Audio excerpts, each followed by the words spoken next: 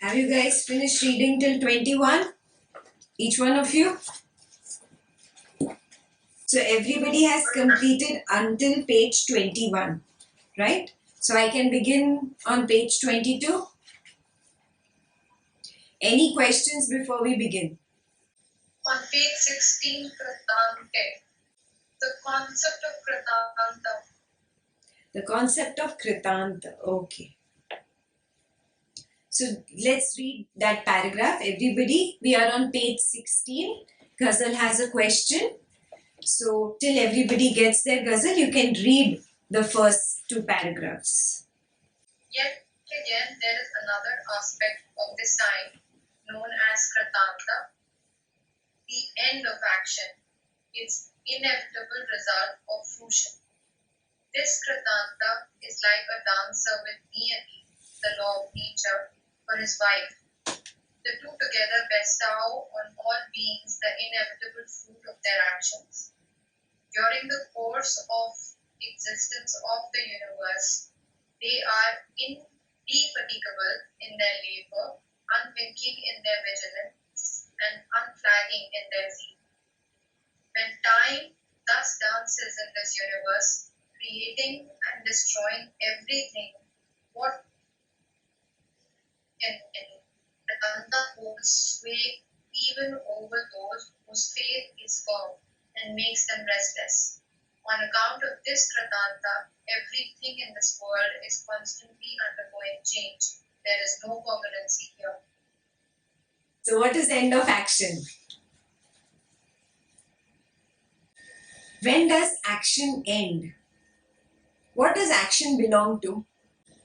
Lord, So action belongs to the physical body. Yeah? When this physical body ceases to be, is there action? There cannot be action. Yeah, there can be an impression of action, but there cannot be action. Yes? So what is Kritanta? Krit Anta. Krit is action, Anta is end. Yeah? It's the same as death. Yeah? Or the Lord of death you can call as Kritanta. Yeah? So what here Rama is saying that Niyati, the law of nature, according to this law of nature, there is the cycle of birth and death. Yes? Niyati, the law, is the wife. And Kritanta, yeah, the lord of death, is the husband. And they both, hand in hand, together, yeah, decide everything that is happening in this universe, to you, to me, to every living and non-living object in this universe. Yes, they define the rules of life and non-life. So here Rama is saying, when they dance, they have this indefatigable labor where they're just not tired of ending anybody's life. Yeah, they are unwinking in their vigilance. Yeah, they're so vigilant. Yeah, you cannot find a flaw. And unflagging in their zeal to end your or mine or any other life. Yeah? So he has called here death. Yeah? He has defined death for us. Yeah? That is the concept of Kritanta.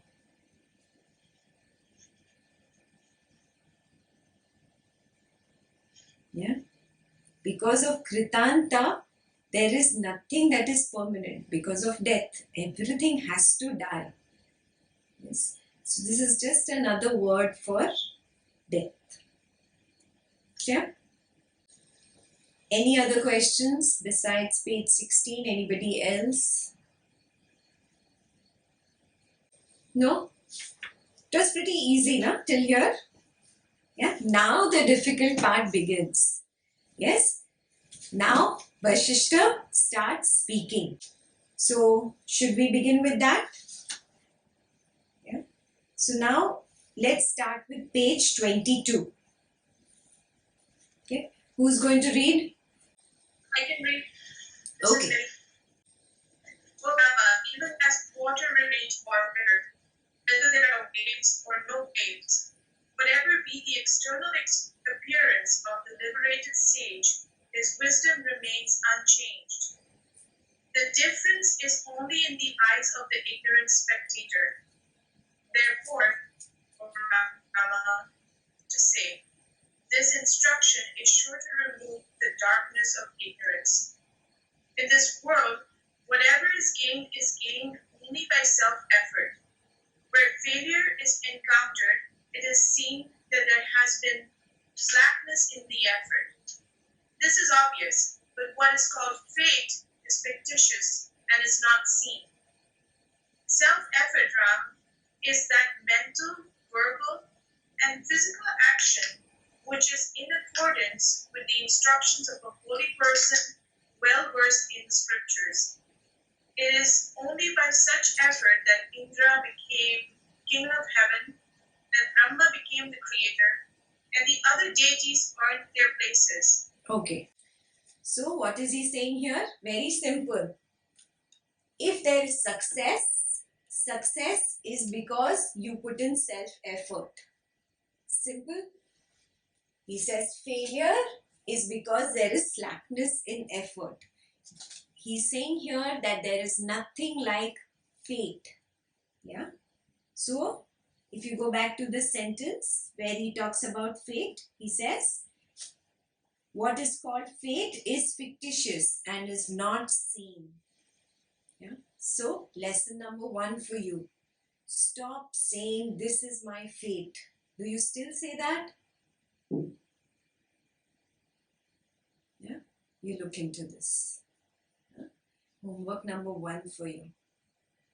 If there is something which is not happening in life, yeah, he's going to explain it to you in the next few paragraphs why that is not happening in life. But that also can happen only if you put in enough self-effort. So if you have experienced failure, it is because of slackness of effort. Yeah, and all your success only means that you put in quite a lot of self-effort. Now he's going to explain a little bit about karma in the next couple of paragraphs, in fact on this page and the next. Yeah, so now we are going to go into the intricacies of karma. Before we go in, tell me, what are the 3 types of karma? What do you remember from the karma session? Anybody can unmute and talk. Agami karma. So agami is what? Future. Yeah. Second, sanchita. What is sanchita? Past. Sanchita is past. And what is prarabdha? The karma. Yes. So before we go ahead, let me clarify this again. I have a bag of karma that I am carrying. Yeah. These are impressions of the past that I am carrying with me. Here so far? Yes. Everything that happened in my past life, yeah, not just this life, but previous lifetimes, all that has become impressions. All those actions are impressions, and I'm carrying them with me in this bag of karma. It's an imaginary bag. Yeah. Anytime this sanchita karma, can sprout. Some of it has started sprouting right now in my life.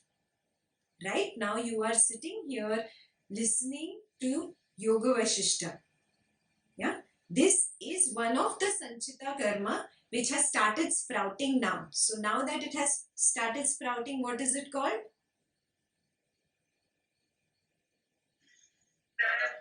Beautiful. Prarabdha. So right now, whatever karma I am going through in my life is prarabdha karma. Yes.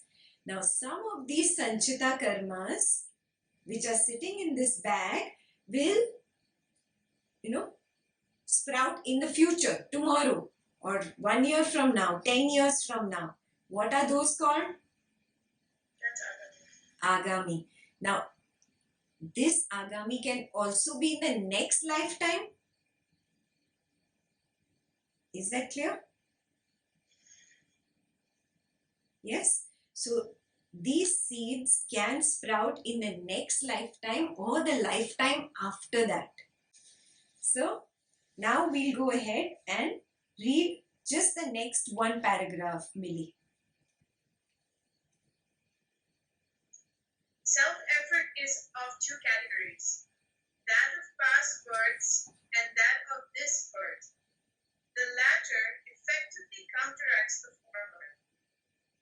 It is none other than self-effort of a past incarnation. There is constant conflict between these two in this incarnation, and that which is more powerful triumphs. Okay. Self-effort is of past birth and this birth. Yeah. Here he is not using words like sanchita or prarabdha or agami, but it is the same thing. Understand this. Yeah. What is the meaning of self-effort of the past birth? Yes. Yeah. This is my sanchita.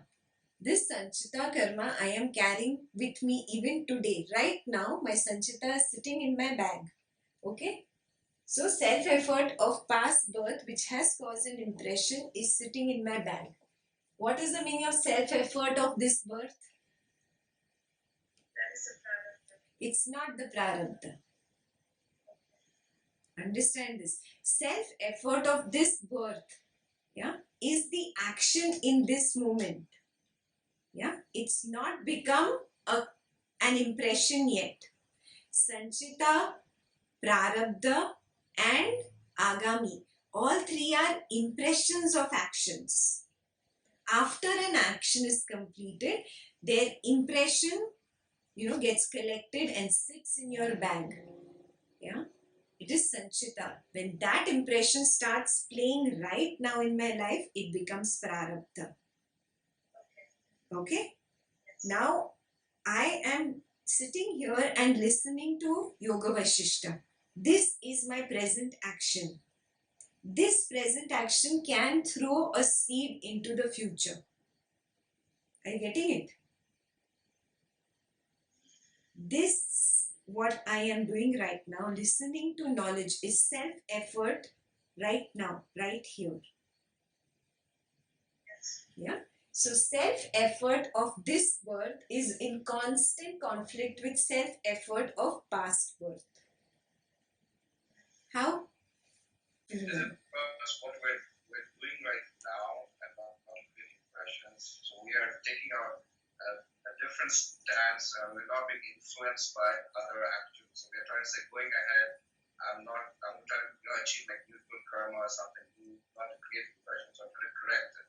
Like get rid of my bag, basically. Self-effort of this birth, right now what I'm putting in effort, yeah, is called purushartha. Okay.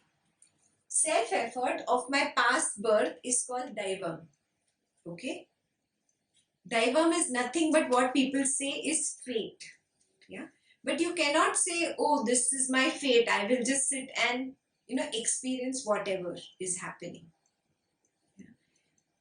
Your purushartha and your daivam are always in conflict with each other.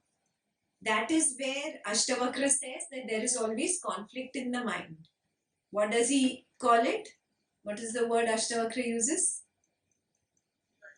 Dvandva. Yeah. You always want to do this or this. You want to go this way or this way. Why is there two in the mind? Because of this. Yeah. Right now, in this birth, you have understood, you have gained the the intelligence to understand, oh, the right thing for me to do on Wednesday night is, come what may, sit down and listen to Yoga Vasistha or read Yoga Vasistha.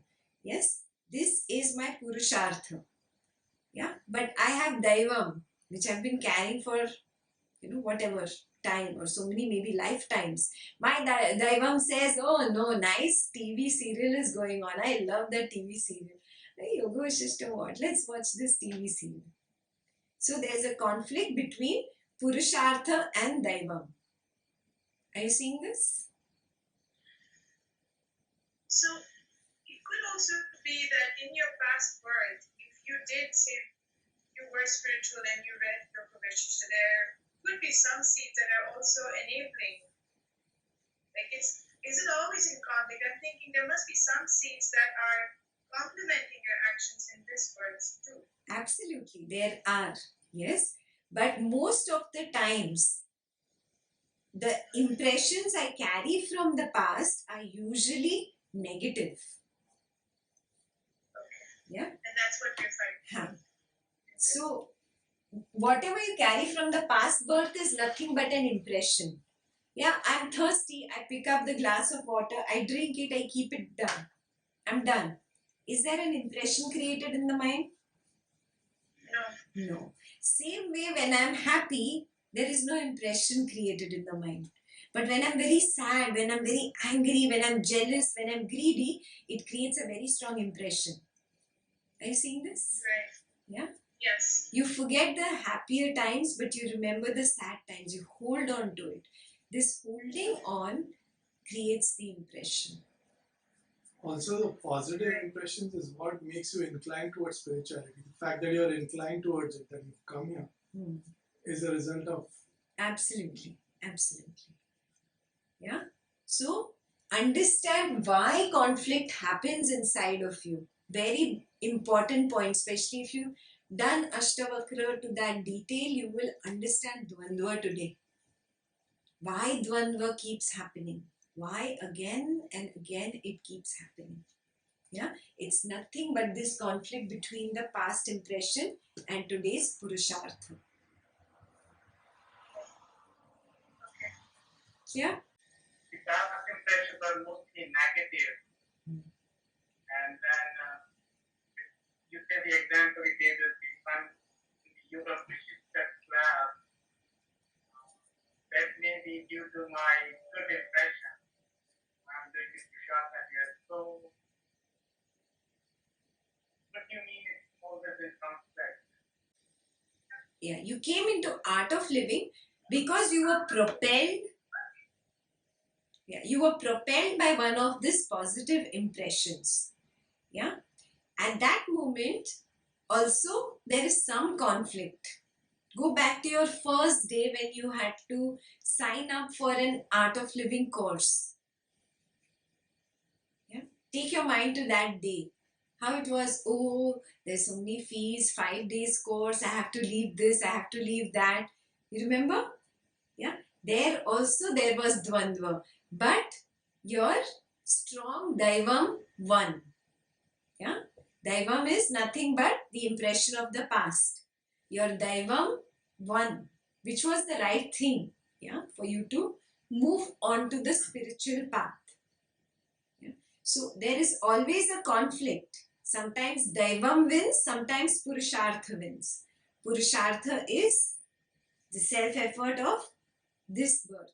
Daivam is self-effort of past or impression carried from the past. Are you getting it? There is constant conflict. That is why there was a choice, na? Should I go to a spiritual session or should I not? Yes, Akul?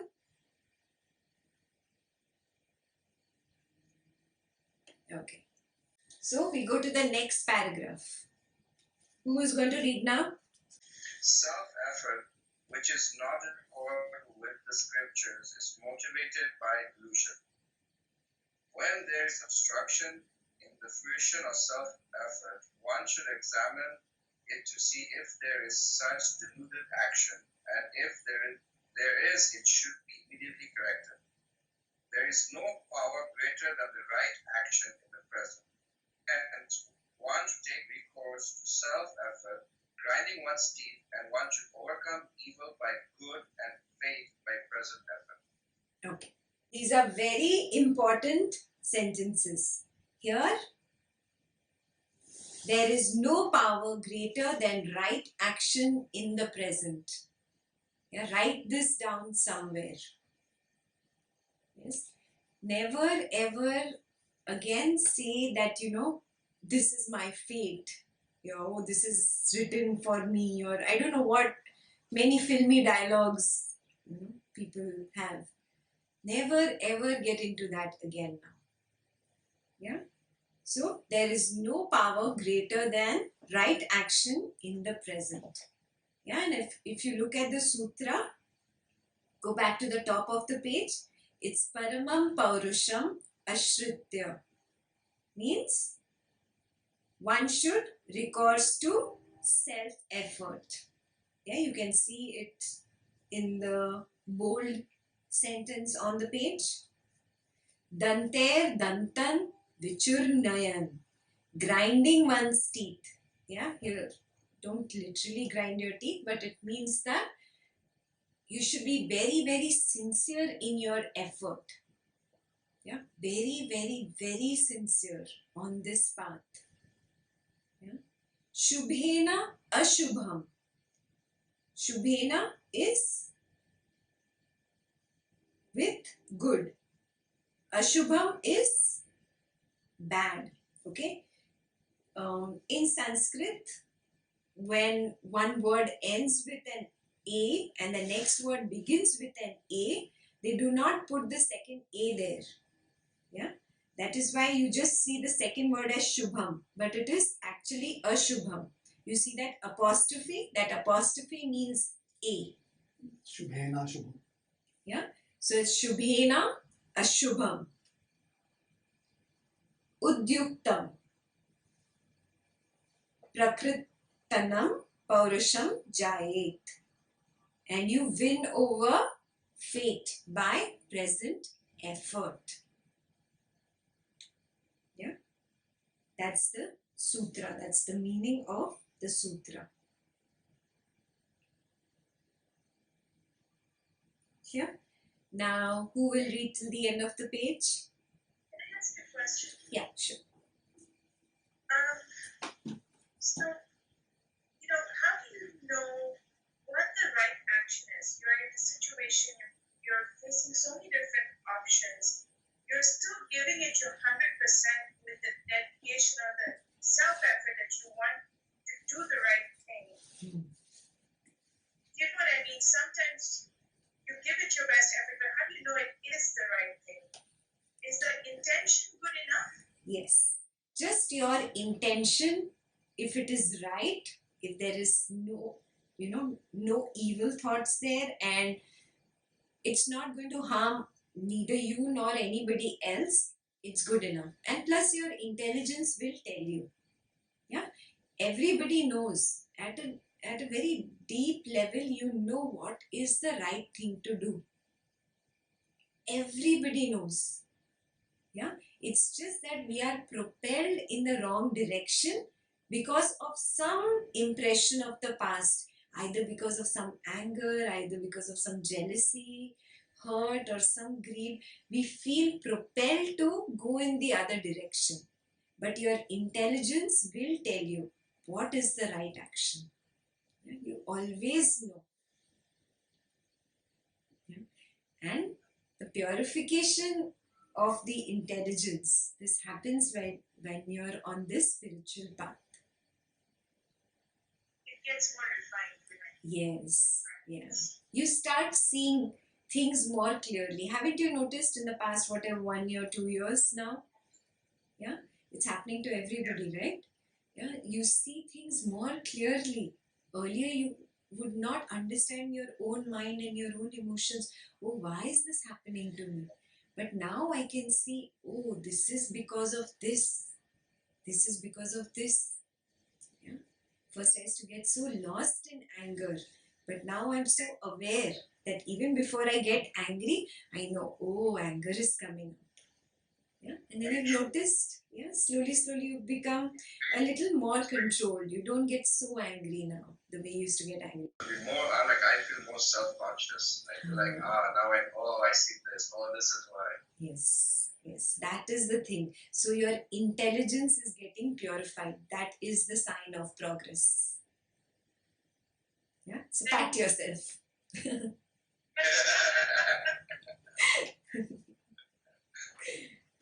Can I continue? Huh? Can I continue reading? Yes, yes, till the end of the page, huh? The lazy man is worse than a donkey. One should never yield to laziness, but strive to attain liberation, seeing that life is ebbing away every moment. One should not revel in the filth known as sense pleasures as a worm revels in pus. One who says, fate is directing me to do this is brainless, and the goddess of fortune abandons him. Hence, by self-effort, acquire wisdom, and then realize that this self-effort is not without its own end, in the direct realization of truth. If this dreadful source of evil named laziness is not found on earth, who will ever be illiterate and poor? It is because laziness, if found on earth, that people live the life of animals, miserable and poverty-stricken. Valmiki said, at this stage, it was time for evening prayers and the assembly broke up for the day. Okay. So, few points on this page that you must write down or highlight. I hope you're making your flowcharts. Very important sentence here on this page. This is my fate equals to brainless. Yeah. So never ever say this again. This is my fate, or my fate is directing me to do this. Yeah. Very nice dialogues you all have in Hindi. Oh, ये तो मेरी किस्मत में ही लिखा था, or something, whatever. Yeah. Brainless statement. Never ever should this statement leave your lips. Homework number 1. Yeah. Never ever will you say this. Yes. You have now graduated to Yoga Vasistha. So, never should such words ever come out of your mouth. Yeah? So, write this down. This is equal to brainless. This is my fate. This statement is equal to brainless. Next, he says, one who revels in sense pleasures, he is like a worm in pus. So, sense pleasures equals pus. Yeah? Ask yourself, are you a worm? That's your homework number 2 for today. Are you a worm?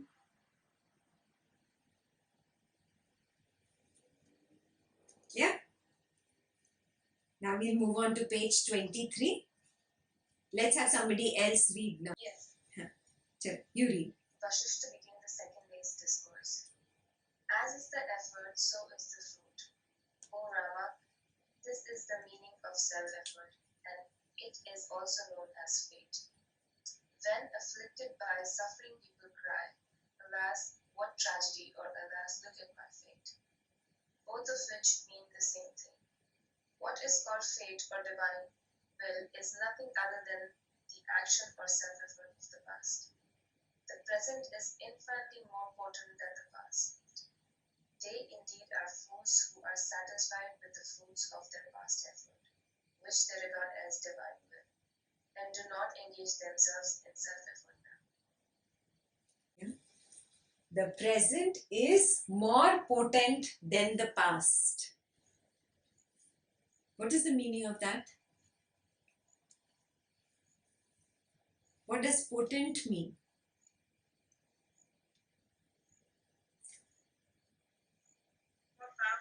More powerful, yeah. It has more strength than the past. Whatever karmas you did in your past, and if they are following you, remember that you are stronger than them. Yeah. Impressions come your way.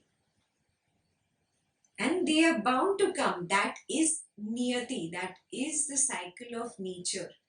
That is the design of nature. That cannot be changed. Yes? So, this conflict will always be there. Even Ashtavakra told you the same thing. This dvandva will always be there. So, what was Ashtavakra's formula? What to do? Who remembers? What is Ashtavakra's formula? Sakshi Bhav. Yes? Being a witness to whatever is happening. This dvandva is there between my past samskara and my present effort. This dvandva is always going to be there. If I get lost in this dvandva, I'm gone. Yeah, I'm lost in this sense pleasures. Yeah, if I take one step back, yes, I'll be a witness and observe this play between the past and the present, the past and the present. This dvandva itself will drop off because I am not assisting it anymore. Are you getting what I'm saying?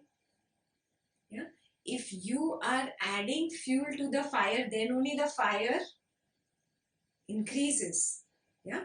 If you stop adding the fuel, you take one step behind, it's going to just blow out. That's exactly Vasistha's formula also. Yeah? How we can connect all these scriptures. It's the same thing. Yeah? He's saying that your present is more potent. Right now you are very powerful. That is why it is possible for you to rise spiritually. Yeah? To gain that spiritual wisdom. And gaining that spiritual wisdom is nothing but being a witness to all that is. Yeah? Not jumping into it. Yes?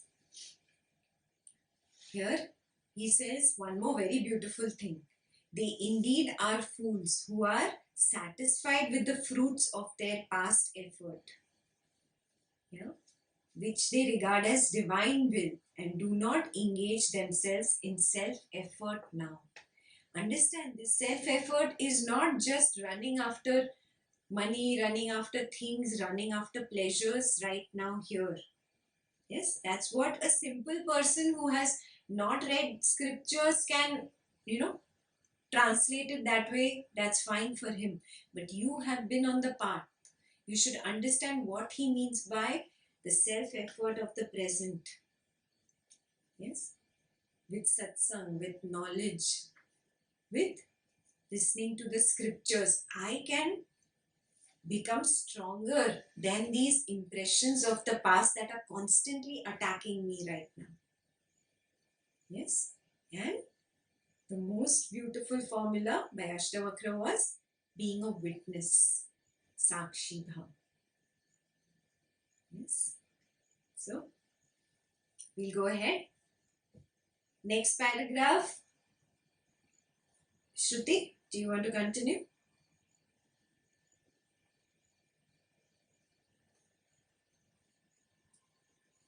Yes. Sometimes a without self-employment makes a great gain. For example, the state elephant chews in accordance with an ancient recipe. Mendicant and the ruler of a tree whose king suddenly died without leaving an heir. This is certainly neither an accident nor some kind of divine act, but the fruit of the effort past birth. Yes. So sometimes your impression of the past birth can lead to some very, very great thing, sudden thing happening. Yeah, there is no God there. Yes, in this case, it was a mendicant is a simple person, a lay man on the road. Yeah, some people or in the ancient days they had this practice of choosing a king like that. Yeah, it's just a story to help you understand that if suddenly you are showered with wealth or showered with beautiful women or handsome men or cars or jewelry, whatever those things are, it is because of certain sanchita karma of mine. Yeah, do not think it is some divine will or whatever people say. Now we will read the next paragraph also, because these both paragraphs go together. Shruti. Sometimes it happens that a farmer's efforts are made fruitless by a hailstorm.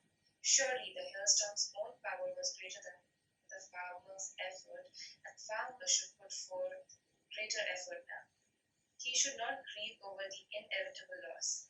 If such grief is justified, why should he not weep daily over the inevitability of death?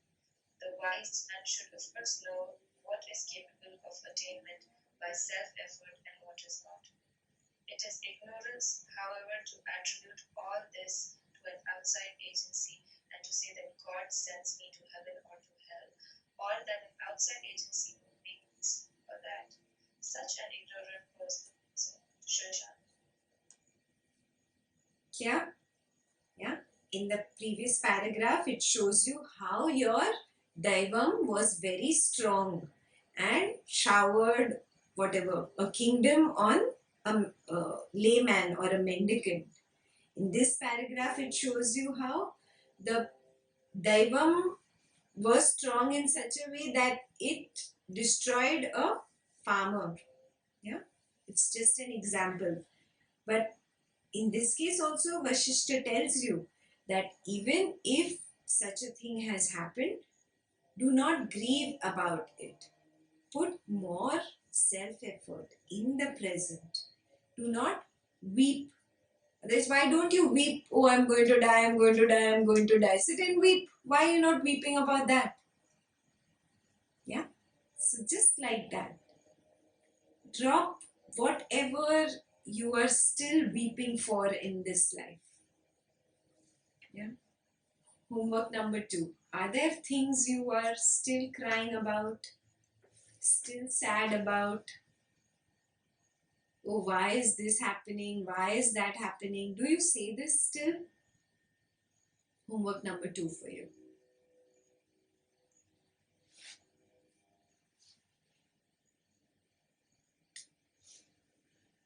And one very beautiful statement that you must highlight and also write in your notes. The wise one knows. What does the wise one know? What can be attained and what cannot be attained by self-effort.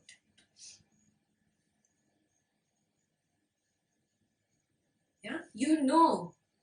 Yeah, you know what is your capability. If you sit and you start dreaming, oh, one day I'm going to become like President Obama, and then I'm going to become the president of this country, and then I'm going to, do this and I'm going to do that, and you know zero about politics, but you're doing it only for name or fame. You're dreaming about this only for name or fame. So, there is no connect there. You yourself know you cannot attain that. Yeah. A wise one knows what can be attained and what cannot by self-effort. Yeah. He does not unnecessarily dwell in illusion. Yes, we've done this in Patanjali. You remember? Illusion. What was it called? Tell me. Vikalpa. Remember? Pramana, Viparyaya, Vikalpa, Nidra, Smriti. Yes. So it is the tendency of the mind to get lost in Vikalpa. Yeah. A wise one knows what can be attained and what cannot be attained by self-effort. And one of the most important sentences here is also, It is ignorance to attribute all this to an outside agency and to say that God sends me to heaven or hell. Yeah? I hope you have graduated from this thought now. Yeah, that there is a God sitting up people to heaven or hell. Yeah? So drop these things if you still have such myths in your head. Yeah? Drop this. There is no outside agency. You have created what you are experiencing. You are completely responsible for it. Yes? Your karmas are completely yours, 100% yours. There is nobody else out there that is punishing you or rewarding you. Can we go on to the next paragraph?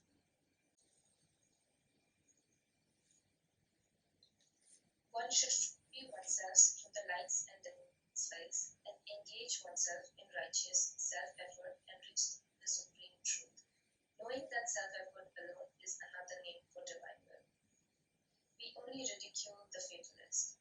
That alone is self-effort which springs from the right understanding that manifests in one's heart, which has been exposed to both the scriptures and the conduct of the holy ones. O Rama, one should, with the body free from illness and mind free from distress, pursue self-knowledge so that he is not born again here. Yeah, so the main cause of all the problems is what? Likes and dislikes. Yeah, we've done this n number of times in Ashtavakra, and that homework comes back again. So homework number 3. Are you still basing your life on likes and dislikes? Yeah, what are the Sanskrit words for likes and dislikes? Raga, Dvesha. Yes, raga and dvesha. Yes, again and again I am lost in my raga, or I am lost in my dvesha. This getting lost in either raga or dvesha means I am lost in this world. The conflict between the impression of the past birth and the present action.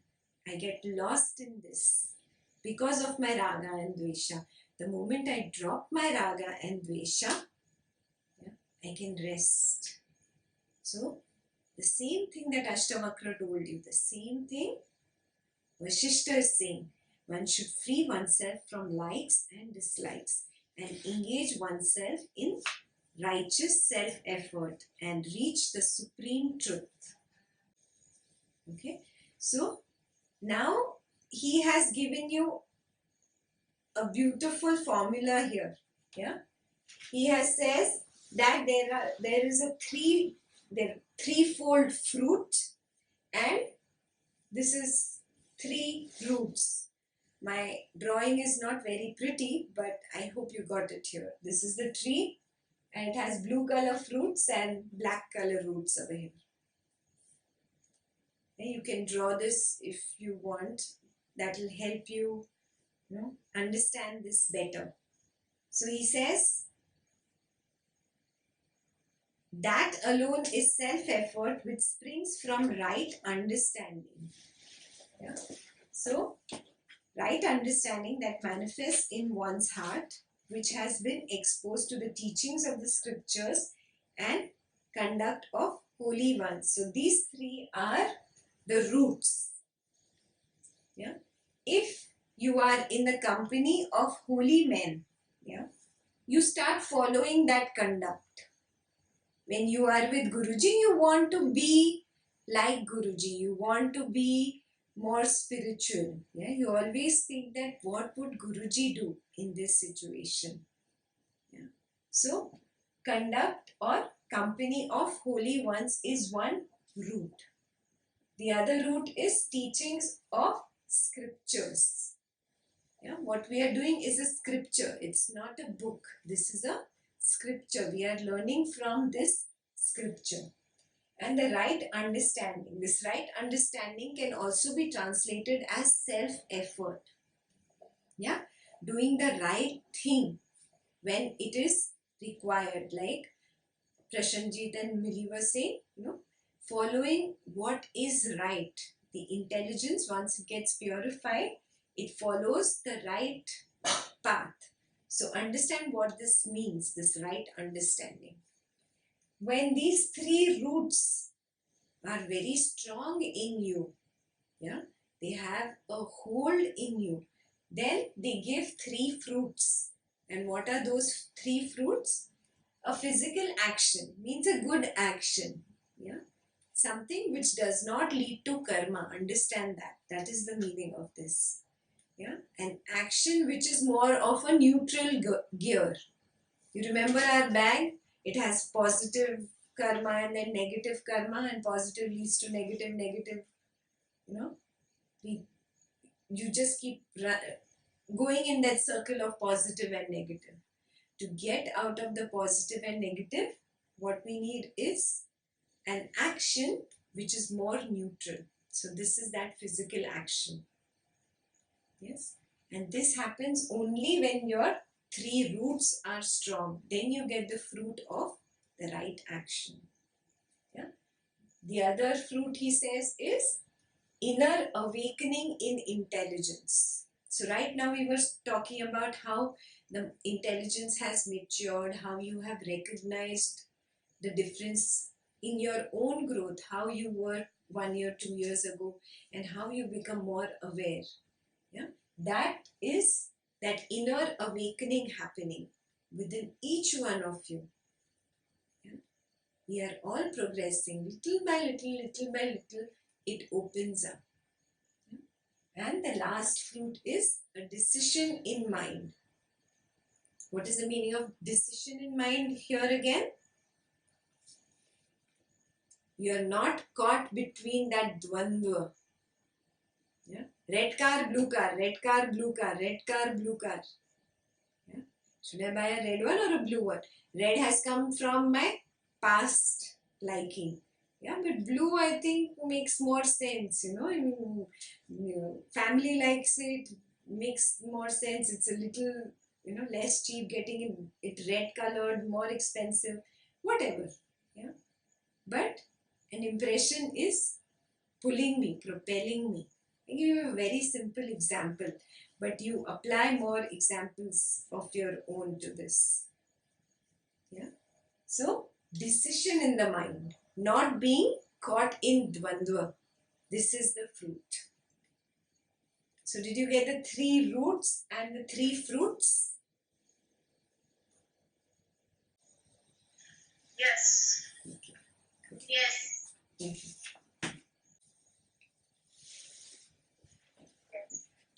Very good. Okay, so who's going to read now? I can read. Okay. Self-effort is based on these three: knowledge of scriptures, instructions of the preceptor, and one's own effort. Fate, a divine dispensation, does not enter here. Hence, he who desires salvation should divert the impure mind to pure endeavor by persistent effort. This is the very essence of all scriptures.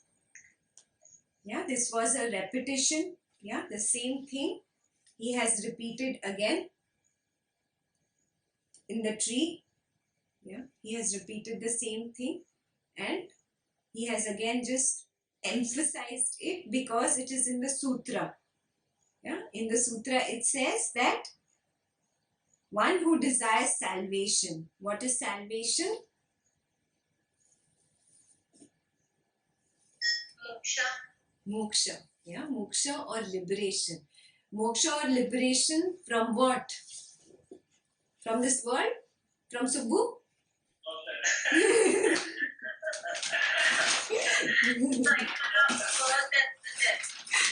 Wow. From this world, we are stuck in this world. We are stuck in this world because of our impressions. And these impressions make us go round and round in this cycle of birth and death and birth and death, and we are caught up. We just don't know how to get out of this cycle. Yeah, that's exactly what moksha is. The day you find that little window where you can jump out of this cycle of birth and death, that is salvation. Yeah, salvation, the word actually means to be saved. You know, you're actually getting saved from a whirlpool of birth and death. It's not, scary or anything. It's very beautiful. So understand that aspect so beautifully. Vasistha has called it salvation, yeah, to be saved. So one who desires salvation should divert the impure mind to pure endeavor. Yeah, right now the mind is very impure with anger, jealousy, hatred, greed, whatever, depression, why me, why this, why that. This is impurity. With persistent effort, and you are putting in persistent effort, I think, from the past 1-2 years now. Yeah, this again and again and again, listening to knowledge, listening to Guruji, going for courses, sitting and doing kriya every day, meditating every day, doing long kriya every week. What is this? This is persistent effort, persistent endeavor. You are doing that already. Yeah. So you should make your mind pure, move it away from impurities with persistent effort. This is the very essence of all scriptures. All the scriptures say this. Yeah. Next, Jayashree. Mama, the tendencies brought forward from past incarnations are of two kinds, pure and impure. The pure ones lead you towards liberation, and the impure ones invite trouble. You are indeed consciousness itself, not inert physical matter. You are not impelled to action by anything other than yourself. Hence, you are free to strengthen the pure, latent tendencies in preference to the impure ones. The holy ones emphasize, persistently tread the path that leads to the eternal good. And the wise seeker knows the fruit of my endeavors will be commensurate with the intensity of my self-effort, and neither fate nor a god can ordain it otherwise. Indeed, such self-effort alone is responsible for whatever man gets here. When he is sunk in unhappiness, to console him, people suggest that this is his fate. This is obvious. One goes abroad and one appeases one's hunger by undertaking a journey and by eating food, not on account of a fate.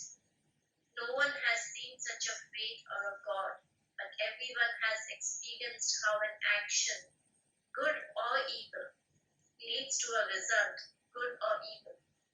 Hence, right from one's childhood, one should endeavor to promote one's true good salvation by a keen, intelligent study of the scriptures, by having the company of the holy ones, and by right self-effort. Okay. So here again it's a repetition in the second part, but the first part is what? This I already told you. You turn your impure mind to a pure mind by self-effort. Yes, this we already covered. And in this paragraph he's past. They are of two types, pure tendencies and impure tendencies. What is the meaning of tendencies here?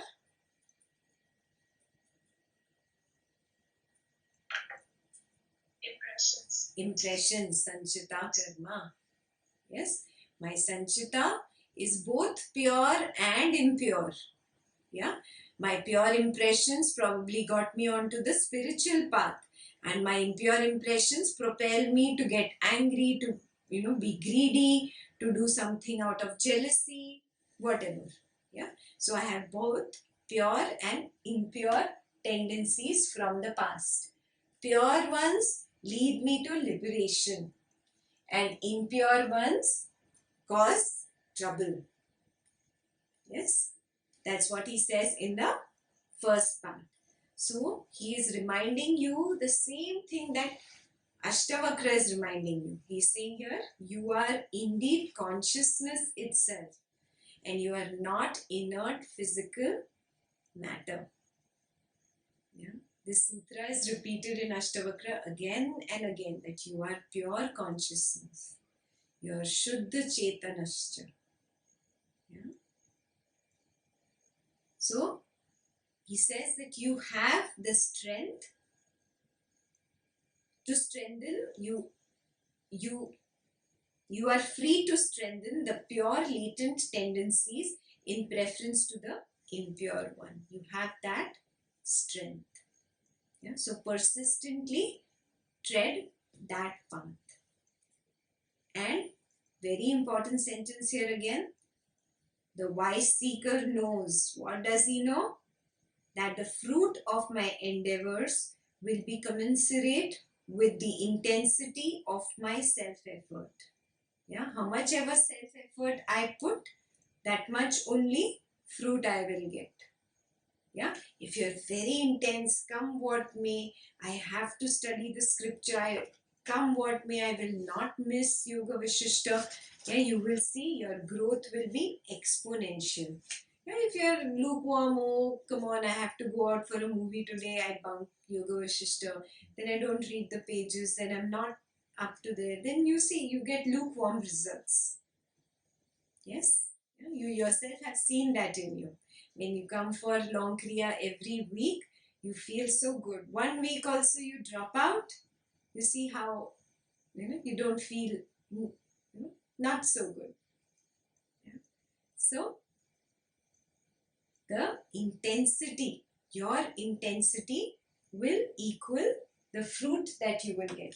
The fruit of endeavor is proportional to the intensity of self-effort. That's the next equation that you can write in your flow chart.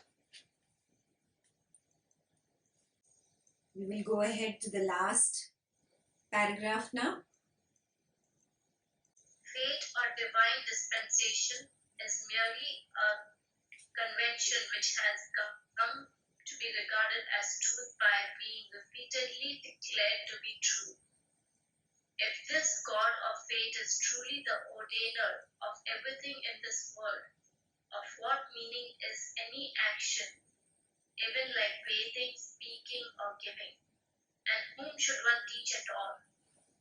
No, in this world, except a corpse, everything is active, and such activity yields its appropriate result. No one has ever realized the existence of a fate or divine dispensation.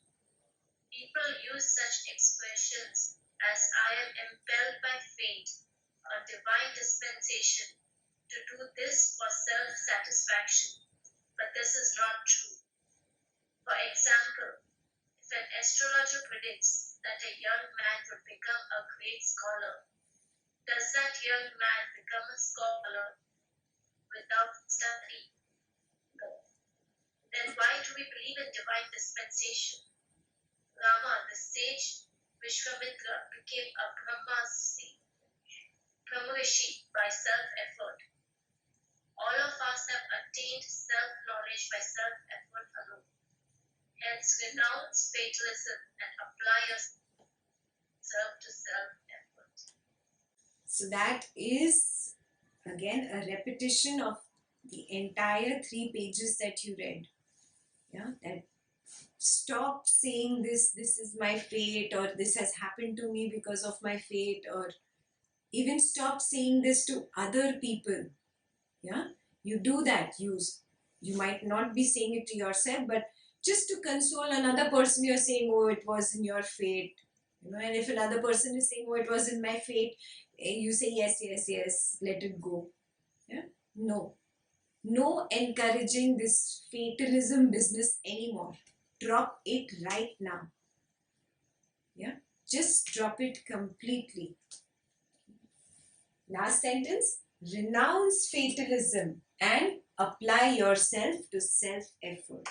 Yes, it was just another summary, another way of saying that do not keep repeating this, that there is fate or there is a God who's doing it. Yoga Vasistha is very clear. He says, whatever is me alone. I have done this in the past. I am experiencing the fruit of it right now. And what I do right now, I will experience it in the future. There is no other God. There is no other divine agency. There is no other fate. Period. This is what he's telling you in these 3 pages. Really question. Yeah. Like if somebody became a doctor or engineer and it happened because of now the self-effort, because everything just fell in place for them to become a doctor or engineer. So we did talk in those along those lines too.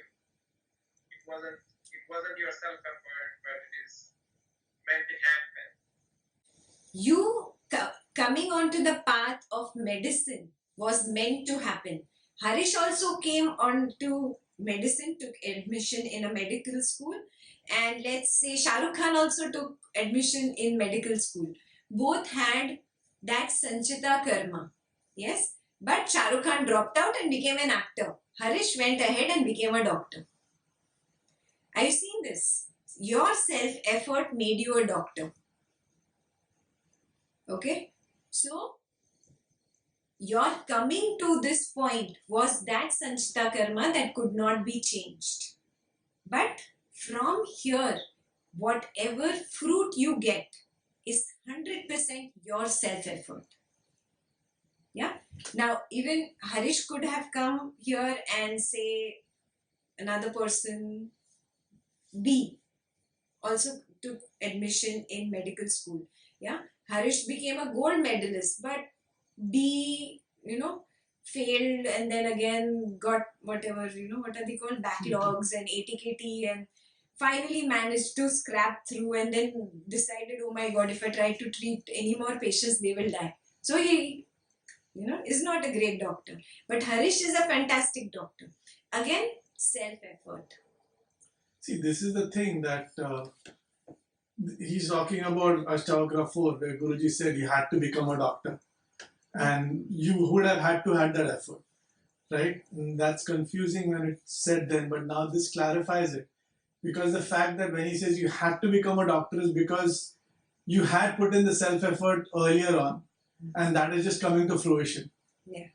You coming on to medicine, was that part of your past birth, that impression of your past birth, that wins always. It is the Sanchita karma. Remember, it is one of the 5 Sanchita karmas that cannot be erased in this birth. So you coming onto the path of medicine is a part of this. Yeah. Now, you coming here is different, but whether you become a successful doctor or not is self-effort of this birth. Do you get it? Yeah. And also, we cannot totally dwell in this because Gahana Karma. Aditya says, Gahana Karmano Gati. Unfathomable are the ways of karma. Yeah? Beyond a point, you cannot intellectually prove anything. Okay. A lot of times we even start experiencing it or realizing that certain things are by our self-effort and certain things are just falling in our lap. Absolutely. Absolutely. Yeah. When you do more and more meditation and Kriya, you will start opening up. There is one faculty of your intelligence which I can tell you definitely is sleeping right now. It starts opening up. This is called Siddhi. Yeah. And when that opens up, it's amazing how you can see things, how you can perceive things. And that's one thing, where if it has started happening to you, again, pat yourself on the back. This is one of the siddhis, where you can see, oh, this is because of my self effort, or oh, this is absolutely, just fallen into my lap. It's then again you say, oh, God given, whatever, fate. Yeah, drop these words completely, erase, delete from your dictionary. Yeah, good one, Gazan. Shalini has asked a question. Aren't the concepts of self-effort and you are not the doer contradictory? No, it is not contradictory. Yeah, it is not contradictory. You do your self-effort on that chart where yeah, you do your self-effort in this birth. You cannot say, I am going to sit at home, not do anything. Not doing is also a doing. I seen this. Yeah, not getting up and going to work or taking care of your kids or taking care of your family or studying or doing whatever you have to do. I am just sitting. Yeah, this also does not work. This is also a kind of a doing only. Yeah, what is the real meaning of you are not the doer? I just explained, na? Sakshi Bhav. Take one step behind and observe this is all a play. It is a play between the past impressions and the present.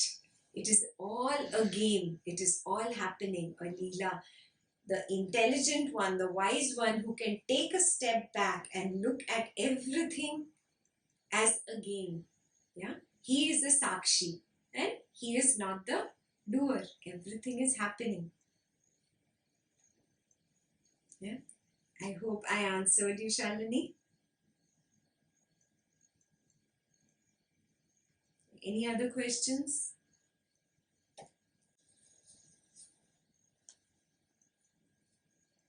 One question, Ekta. Yes. Can you explain a little bit what is meant by you are pure consciousness?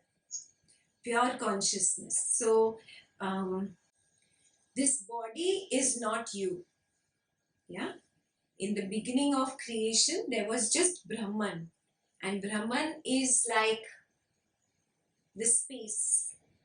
Yeah. In your room, there is space. Try and touch space. Can you touch it? Can you taste it? Can you smell it? None of these five senses can perceive space. Space is. Yeah. Just like that, in the beginning of time or creation, there was just Brahman. Brahman is nothingness. Yeah? And this Brahman, out of its own Maya, divided into two. One was Prakriti, one was Purusha. Prakriti is nature. Yeah, it's made of 5 elements: earth, water, fire, ether, and air. These 5 are Prakriti. Yeah, and Purusha is the energy that runs this Prakriti. This body, 5 elements. Yeah, skin and bones, flesh. This is earth element. Yeah, there is air going in and out. This is air element in my body. There is a lot of space in this body. You know that, right? Yeah, there is a lot of space inside. Yeah, and there is a lot of water. 70% of your body is water element.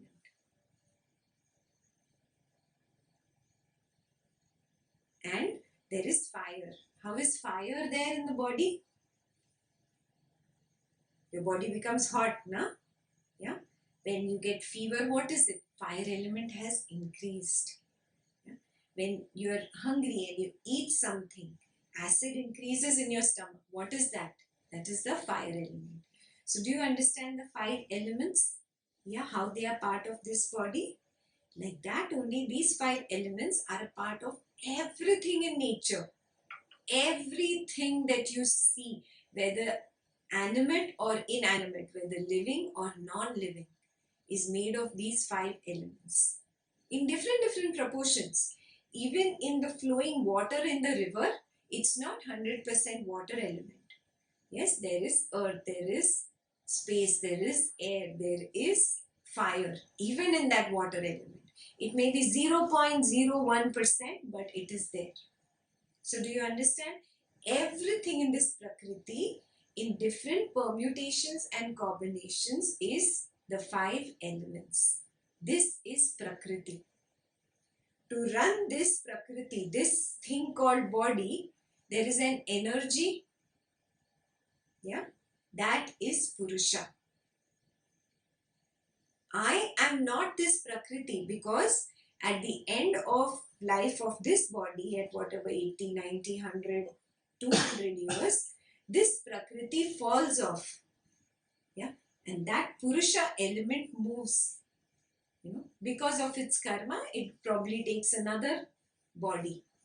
Yeah, this Purusha is nothing but that Brahman.